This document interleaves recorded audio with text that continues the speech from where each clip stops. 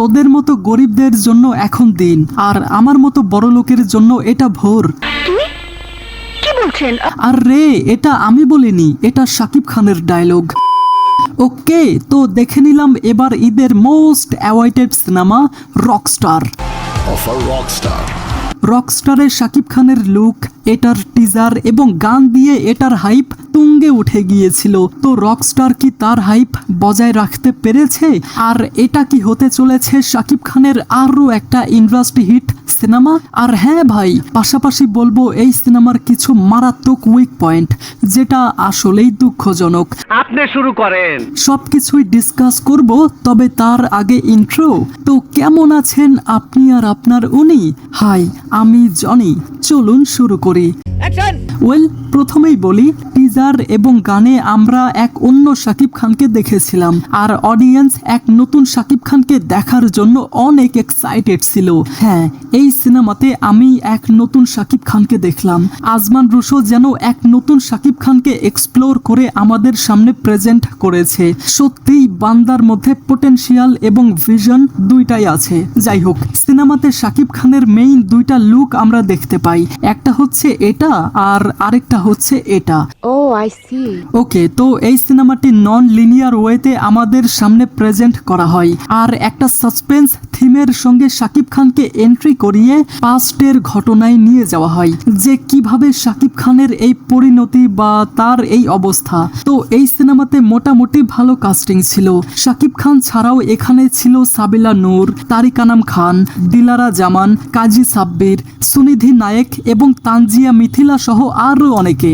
আর story লাইনে আমাদেরকে দেখানো হয় শাকিব খান একজন মিউজিশিয়ানের ছেলে, আর এখানে শাকিব খানের ক্যারেক্টারের নাম রিয়াসাত করিম আগুন। তো শাকিব খানের ক্যারেক্টারও একজন মিউজিশিয়ান হতে চাই, আর সে নিজের মেহনতের নাম বানাতে চাই। পাশাপাশি শাকিব খানের ক্যারেক্টার তার ভেতর কতটা মিউজিক ক্যারি করে সেটা আপনি তার রুম এবং রুমে লাগানো অনেক মিউজিশিয়ানদের ছবি দেখলেই বুঝতে পারবেন। শাকিব খান যখন এন্ট্রি করে তখন তার বিছানার উপরে আমি বব মার্লির অনেকগুলো ছবি দেখতে পাই। তিনি মূলত একজন জামাইকান সিঙ্গার, সং রাইটার এবং গিটারিস্ট। আপনি বিশ্বাস করবেন না, শাকিব খান একজন রকস্টারের ক্যারেক্টার এত পারফেক্টলি ক্যারি করে পোর্ট্রে করেছেন, যেটা absolutely crazy. I really appreciate it. আর সিনেমাতে শাকিব খানের এন্ট্রি সিনে যখন সে নেশা করে গাড়ি থেকে নেমে প্যান্ট ধরে হেঁটে যায়, সেটা আপনি যদি ভালো করে দেখেন তাহলে আপনার অবশ্যই জাস্টিন বিবারের কথা মনে হবে, যদিও এটা ছাড়া আর কোথাও এটা মনে হয় না। যাই হোক, শাকিব খানকে নিয়ে আরও বলার আছে, তবে তার আগে বলি, এই সিনেমাতে সাবিলা নূর যথেষ্ট ভালো স্ক্রিন টাইম পেয়েছে। পাশাপাশি শাকিব খানের সঙ্গে তার কেমিস্ট্রিও ভীষণ সুন্দর লাগছিল।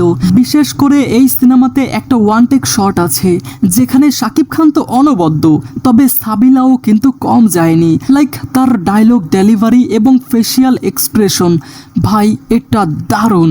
এখানে তারিক আনাম খান গতানুগতিক সিনেমার মতোই ভালো ছিল, তবে স্পেশালি বলতে হয় কাজী সাব্বিরের কথা।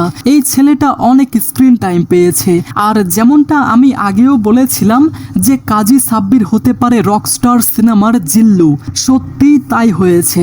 শাকিব খানের বন্ধু প্লাস ম্যানেজার, এখানে তার পারফরমেন্স সুন্দর এবং রিয়ালিস্টিক লেগেছে। এবার বলি আমার একটা খারাপ লাগার কথা, এখানে সুনিধি নায়েক এবং তানজিয়া মিথিলা, এদের দুজনকে দেখে মনে হলো এরা দুজন জাস্ট ক্যামিও করেছে।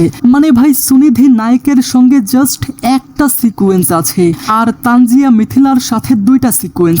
আসলে আমার খারাপ লেগেছে এই কারণেই, কারণ আমি ভেবেছিলাম তারা হয়তো আরও স্ক্রিন টাইম পাবে। দেখুন, সুনিধি নায়েক ভালো করেছে, তবে তানজিয়া মিথিলা নিজের সেরাটা দিয়েছেন, যদিও আমরা জানতাম তাকে শুধু বোল্ড অবতারে দেখানোর জন্যই নেওয়া হয়েছে। আর সত্যিই এই সিনেমার থিমের সঙ্গে তানজিয়া মিথিলার এন্ট্রি এবং তার পারফরমেন্স 100-তে 100। ওকে, এবার বলি রকস্টারের বিজিএম, সিনেমাটোগ্রাফি, কালার গ্রেডিং আর অবশ্যই সিজিআই। দেখুন, রকস্টার যেহেতু একটা মিউজিক্যাল সিনেমা, তাই এখানে ব্যাকগ্রাউন্ড মিউজিকের ভ্যালিউ অনেক বেশি। আর সত্যি বলছি, রকস্টারের বিজিএম ভালো ছিল, বিশেষ করে কিছু সিচুয়েশনাল সিকোয়েন্সে যেই সব ব্যাকগ্রাউন্ড মিউজিক বাজে না, এটা ভাই দারুণ ছিল। মানে আমার কাছে তো ভালো লেগেছে। হ্যাঁ, তবে টুকটাক একটা বা দুইটা সিকোয়েন্সে ব্যাকগ্রাউন্ড মিউজিকের স্কোর একটু উপরে উঠে যায়, কিন্তু এটা আপনি তখনই বুঝতে পারবেন যখন আপনি ভালোভাবে খেয়াল করবেন। রকস্টারের অধিকাংশ শুটিং বিদেশি লোকেশনে শুট হয়েছে। এখানে আউটডোর লোকেশনগুলো এবং সেখানকার সিনেমাটোগ্রাফি সুন্দর ছিল। তবে একটা জিনিস, মাঝে মধ্যে না কিছু কিছু সিনে কালার ম্যাচ করেনি, যদিও সেটা আমার একবারই চোখে পড়েছে। যাই হোক, তোমার কথা শুনে মনে হইতেছে তুমি বিরাট জ্ঞানী মানুষ হয়ে গেছো। ওকে, এবার বলি সেই কন্ট্রোভার্সিয়াল কথা। অনেক দিন আগে একটা বিষয় নিয়ে সোশ্যাল মিডিয়ায় তুমুল পরিমাণ আলোচনা সমালোচনা হয়েছিল যে এই সিনটা নাকি এআই দিয়ে বানানো। তবে সেটা পুরোপুরি মিথ্যা, কারণ এটা রিয়েলভাবেই শ্যুট করা হয়েছে। এবং স্টেডিয়ামে যে একটা সিকোয়েন্স আছে যেইখানটাতে দেখা যায় শাকিব খান অসংখ্য দর্শকদের মাঝে পারফর্ম করছে, সেখানকার সিজিআই গতানুগতিক ভালোই হয়েছে। এমন না যে অনেক বেশি ভালো হয়েছে, আর এমন না যে আপনি বুঝতে পারবেন না এটা সিজিআই নাকি রিয়েল। আসলেই এটা বোঝা যায় যে এটা সিজিআই দিয়ে বানানো হয়েছে, যদিও এটা এতটাও চোখে পড়ে না। সত্যি বলবো, আজমান রুশোকে স্যালিউট করতে হয়। তিনি এটা পারফেক্টলি ব্লেন্ড করে আমাদের সামনে প্রেজেন্ট করেছে। খুব ভালো। ওকে, ওয়ান্স এগেন শাকিব খানের পারফরমেন্স নিয়ে কথা বলা যাক। দেখুন, এই সিনেমার স্টোরি লাইনে বোঝানো হয় যে সোনার চামচ মুখে দিয়ে জন্ম নিলেই তার জীবনটা সব সময় সুন্দর হয় না, আর সেই অসুন্দর জীবনেই যখন সে তার ভালোবাসার মানুষকে পায় তখন সে কিভাবে স্বপ্ন দেখতে শুরু করে, আর সেই ভালোবাসার মানুষটা যখন তার থেকে দূরে চলে যায় তখন সেই মানুষটা কিভাবে ছন্ন ছাড়া হয়, সেটাই মূলত সেন্ট্রাল প্লট। কিন্তু ভাই, এখানে শাকিব খানের পারফরমেন্স, আপনি তার ফ্যান হয়ে থাকলেও নতুন করে আবার ফ্যান হয়ে যাবেন।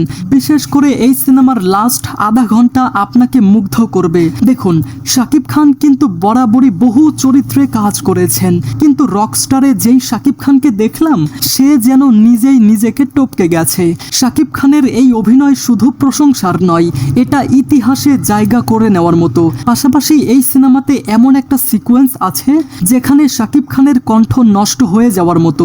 সেই সময়টাতে শাকিব খানের কথা বলার ভঙ্গি আর কথা না বলতে পারার যে একটা আফসোস, এটা দেখে আপনি বুঝবেন শাকিব খানের অভিনয় কোন লেভেলের। বাহ, সুন্দর করে কথা বলো তো। ওকে, এবার বলি এই সিনেমার কিছু নেগেটিভ পয়েন্ট নিয়ে। প্রথমেই বলতে হয় এই সিনেমার পোস্ট প্রোডাকশনের কথা। পুরো সিনেমা দেখলে আপনি বুঝতে পারবেন যে পোস্ট প্রোডাকশনে কতটা ঘাটতি রয়েছে। মানে পুরো সিনেমা দেখার সময় কিছু কিছু জায়গায় আপনি অবশ্যই বুঝতে পারবেন যে এটা প্রফেশনাল লাগছে না। আর আরেকটা যেই দুর্বল পয়েন্ট সেটা হচ্ছে শাকিব খানের আরও একটা লুক। মানে টিজারে আমরা যেমনটা দেখেছিলাম যে শাকিব খানের একটা লং হেয়ার লুক আছে, যেটা পুরো সিনেমাতেও থাকার কথা ছিল। কেননা সিনেমার শুরুতে অনেকেই শাকিব খানের ছবি নিয়ে স্টেডিয়ামের বাহিরে ওয়েট করছিল, সেখানকার একটা ছবিতে শাকিব খানের এই লং হেয়ার লুকটা দেখা যায়, যেটার সোজাসুজি মানে হলো এই সিনেমাতে শাকিব খানের লং হেয়ার লুক ছিল এবং এমন একটা সিকোয়েন্সও ছিল। চুপ করো। কেন জানি আমার মনে হয় এই সিনেমাতে শাকিব খানের লাস্ট একটা পারফরমেন্স কেটে দেওয়া হয়েছে, আর শাকিব খানের চুলগুলো কিভাবে বড় হয়ে যেতে পারতো এটা আপনি সিনেমা দেখলেই বুঝতে পারবেন। আর দেখুন, এটা আজমান রুশোর একদমই দোষ না, কারণ আমরা তো জানি সে তেমন একটা সময়ই পায়নি। যদি সে পর্যাপ্ত সময় পেত তাহলে রকস্টার বাংলা সিনেমার ইতিহাস পরিবর্তন করে দিত। আর কিছু?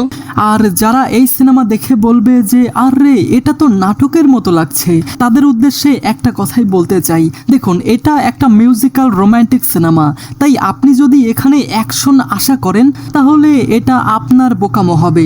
আর আপনি যদি বলেন এটা পুরো নাটকের মতো হয়েছে তাহলে আমি আপনাকে বলবো আপনি সিনেমায় বোঝেন না। যাই হোক, তো এই সিনেমাটি টোটাল 3টা ফেজে দেখানো হয়, যেগুলো মূলত নন লিনিয়ার ওয়েতে আমাদেরকে দেখানো হয়। আর কিছু বলবে?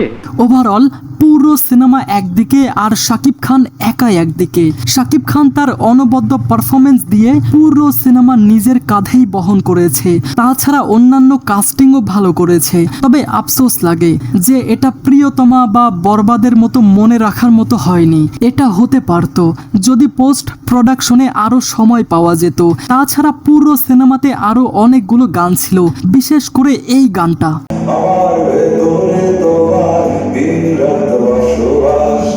এটা এটা আমার খুব ভালো লেগেছে।